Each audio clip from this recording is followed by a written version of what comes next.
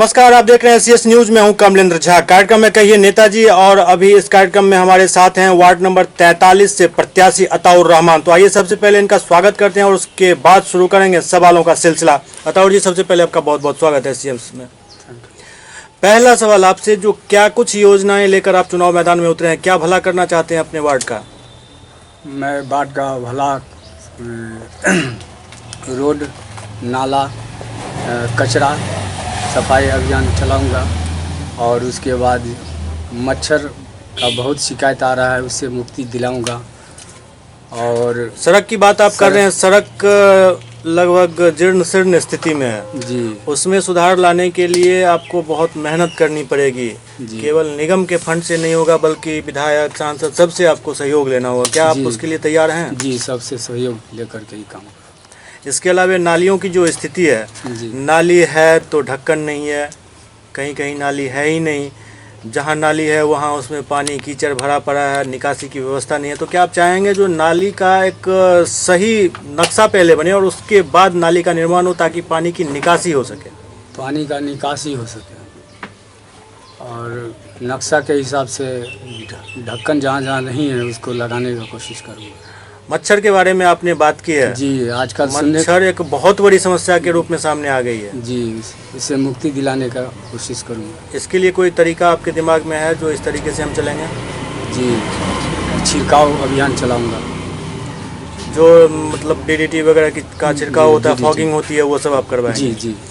इसके अलावा सरकार गरीबों के लिए, जो गरीब हैं जिनके पास अपना घर नहीं है, उनके लिए राजीव आवास योजना चला रही है। तो इस वार्ड में काफ़ी ऐसे लोग हैं जिनका अपना घर नहीं है, तो आपका ये प्रयास रहेगा जो उन लोगों का अपना घर हो, जल्द से जल्द बने उनका घर? जी, सरकारी सुविधा उनको मिल सके? जी, पूरा करूँगा। इसके अलावा शौचालय की भी एक व्यवस्था की है सरकार ने, जो जिसमें वो कुछ रुपये देती है। पहले शौचालय बनाने पर मतलब बन जाने पर देती थी, अब उसमें कुछ परिवर्तन किया गया। तो आपका ये प्रयास रहेगा जो 100% आपका वार्ड जो है वो मतलब OFD घोषित हो? जी, पूरा शौचालय निर्माण में आप सहयोग करेंगे? सहयोग करेंगे जी। साफ सफाई की जहाँ तक बात है, जी, गंदगी अभी आप क्षेत्र में निकल रहे होंगे चुनाव प्रचार में, दिखती होगी गंदगी कहाँ है कहाँ नहीं है। पूरे मतलब वार्ड में दिखती है जी, पूरे वार्ड में गंदगी है। तो उसको साफ करवाने के लिए क्या आप क्या कुछ करें? इसको साफ कराने के लिए ऑर्डर लेंगे और उसके बाद वो काम कराएंगे।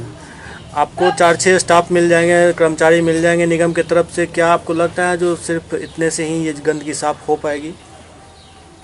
नहीं, 4-6 से तो नहीं होगी, इससे अधिक और ज़्यादा लोगों की ज़रूरत पड़ेगी जी। तो निगम के पास उससे ज़्यादा का मतलब ये नहीं है जो आपको वो दे सके जी। तो आप ये प्रयास करेंगे जो एक लोगों में जागरूकता फैलाई जाए, ताकि लोग खुद जैसे अपने घर को साफ करते हैं वैसे अपने घर के बाहर का जगह भी साफ कर लें, जहाँ जहाँ जिनका जितना ही है वही साफ कर लें?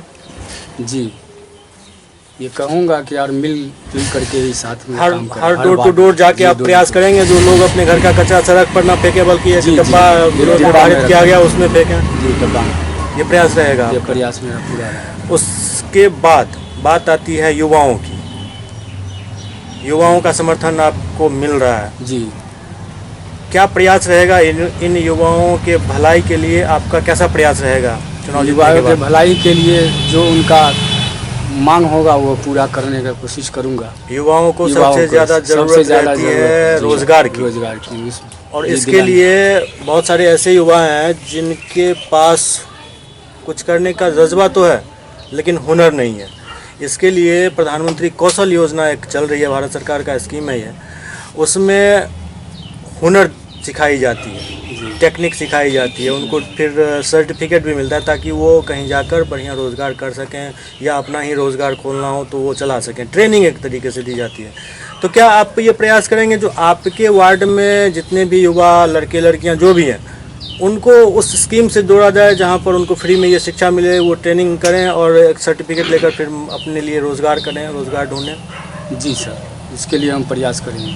पूरा प्रयास करें? जी, पूरा प्रयास करेंगे। भरोसा दिलाते हैं? भरोसा दिलाते हैं जी सर, वादा भी करें। सरकार विभिन्न तरह की पेंशन योजना चलाती है बुजुर्गों के लिए, दिव्यांगों के लिए और विधवा महिलाओं के लिए, तो उसमें भी बहुत सारी शिकायतें हैं जो बहुत जगह नहीं मिली है लोगों को।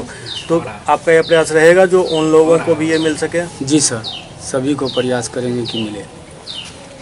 मतलब आप अपने वार्ड का सर्वांगीण विकास चाहते हैं? जी, सर्वांगीण विकास, स्वच्छ अभियान चलाना चाहते हैं। तो अभी तक जो स्थिति है नेताओं की किसी से छुपी हुई नहीं है, जो चुनाव से पहले तो घर घर जाते हैं, लेकिन चुनाव जीतने के बाद हर घर वाले उनके यहाँ जाते हैं और वो मिलते नहीं हैं। तो आपका नज़रिया क्या रहेगा इसका? मेरा रहेगा कि हर घर में जाकर पूरे वार्ड में, क्षेत्र में घूम करके ही, मिल करके ही काम करूँगा। मतलब लोगों को आपके पास दौड़ना नहीं पड़ेगा, आप वहाँ पहुँच जाएंगे? नहीं, मैं खुद दौड़ूंगा।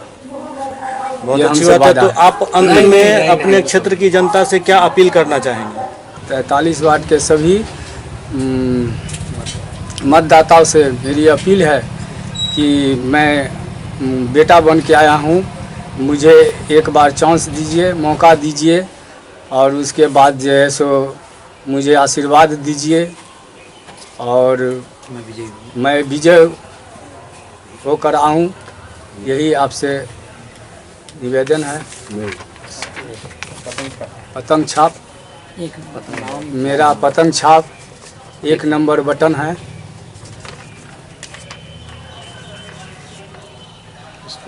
इस पर मोहर लगा करके मुझे विजय बनाएं। तो ये थे वार्ड नंबर 43 से प्रत्याशी अताउर रहमान, जिनका कहना है जो ये यदि चुनाव जीतते हैं तो सबसे पहले सड़क, नाली और गंदगी पर ध्यान देंगे। इसके अलावा युवाओं के बारे में भी इनके दिमाग में कुछ योजनाएं हैं, और जो आवास योजना है, जो पेंशन योजना है, अब तक जिनको ये सुविधा नहीं मिली है उनको ये सुविधा दिलाने का भरसक प्रयास करेंगे। कार्यक्रम कहिए नेताजी के इस अंक में अभी इतना ही। अगले अंक में फिर किसी और नेताजी के साथ आपके सामने होंगे। तब तक आप देखते रहिए CS न्यूज़। नमस्कार।